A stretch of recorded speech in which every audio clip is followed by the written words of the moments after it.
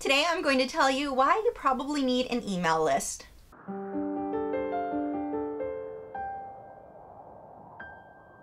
Hi, I'm Lisa, the artist behind Lachri Fine Art. If you listen to any marketing expert or business expert, the first thing they will tell you you need, that is a must that every business needs, is an email list.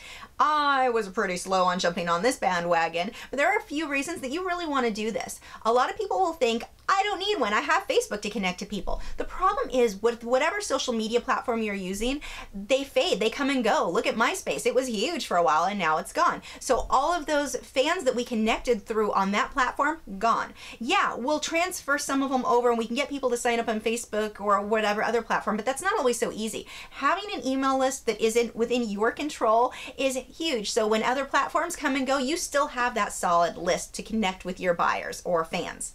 Number two, the way that Facebook analytics work, they don't even share most of your content with most of your fans anyway, unless you pay. So having that email list is pretty huge just because of that. Number three is for your website itself. Your goal is to get people to your website. The problem is when most people go to a website, they look at it and they leave and never come back. It doesn't matter how good your website is. That is the case for most people. Having an email newsletter lets you tell your fans what new things you have on your website. Did you write a new blog post? Do you have a new painting? Do you have new tips for them? All of this will redirect people back to that website in a way that you would not be able to do before. Think of the last time you went to one of your favorite artists' websites. I know for me, I go to it once and I can't even tell you what my favorite artists' websites look like because I don't end up going back. But their email newsletter, that I keep up with. So this is a really, really big deal. Now the first thing that you're going to want to do is choose a provider. When I was deciding to set up my account, I spent weeks researching this. I get a bit obsessive. Seriously, you should have seen how long it took me to choose a keyboard for my new computer. I have to research all the things. Throughout all of this research, I came down to two providers that I was most interested in, Aweber and MailChimp.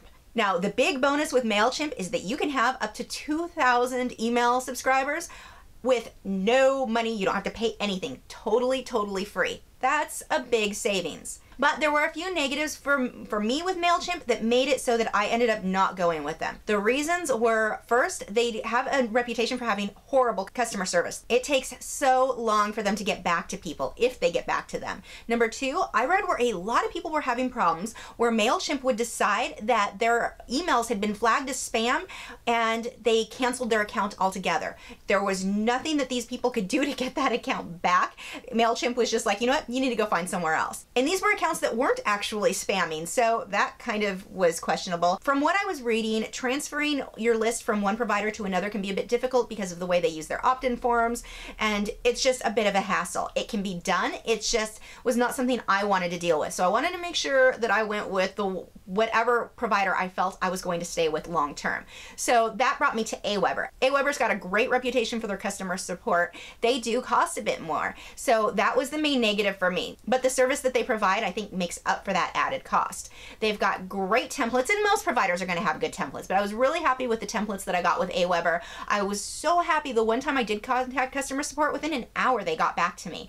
They were so friendly, so nice, so easy to deal with. So I can say firsthand from Aweber, totally impressed with their service. But you do want to check the pricing, because that pricing is going to vary depending on how many email subscribers you are going to have. So you need to figure out what is going to best suit your needs. The next thing is you have to provide an actual physical address to use email lists. The UK passed some law that requires all emails to come through like this on a list to include the address. They thought that it was going to keep down on spam. Apparently, they didn't realize spammers will just use fake addresses, so they don't care. But for the rest of us, we have to provide a physical address.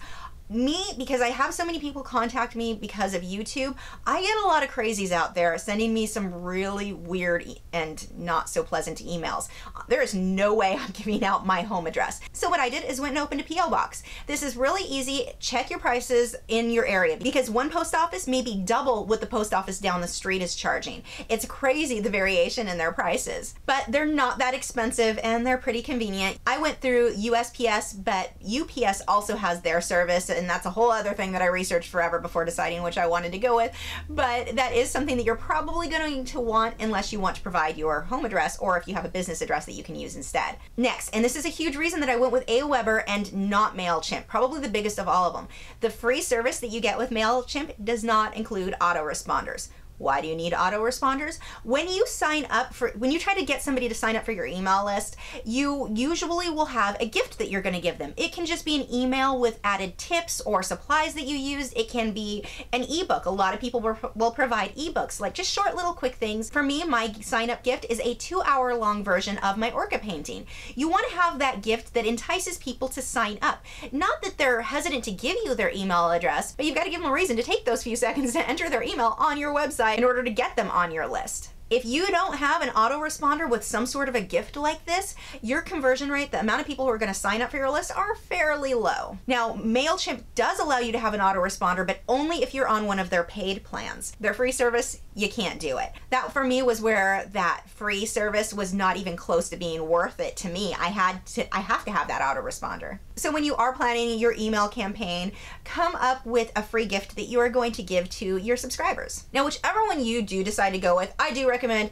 do your research to figure out which is best going to serve you. What works for me may not work for the next person. It depends on how many subscribers you're going to have, how many emails you're sending out. There are a lot of factors that come into how much it costs to actually use one of these providers. Plus, most of these email accounts have affiliate programs, and I knew that I would end up making a video telling you guys about email and sharing which one I recommended. If I'm going to set up an affiliate program, it's going to be one that I truly think is a great product. I am not going to recommend something to you guys, no matter how much someone pays me, that I don't personally think is amazing. So for me, that was another thing that pushed me towards just starting off with Aweber instead of going with a less expensive provider in the first place. Speaking of that affiliate program, like how I moved my way into that, I do have that link. If you click below in the video description, this will get you a free month trial with Aweber. Now, realistically, you can get a free month if you just go to their website on its own, but if you sign up for that free month and you end up keeping the service through that link below, it helps me pay my costs for my email list. But either way, whatever you decide to go with, you do need to choose something. You do want to get that email list started for yourself.